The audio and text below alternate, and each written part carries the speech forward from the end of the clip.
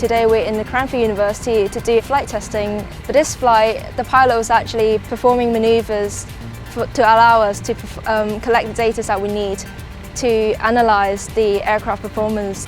The experience was quite different to what I experienced before travelling in an aircraft, flying an aircraft, because a 60-degree angle of bank is not something you would experience as a passenger. So it was really, really good fun and not something that I was expecting before the flight test.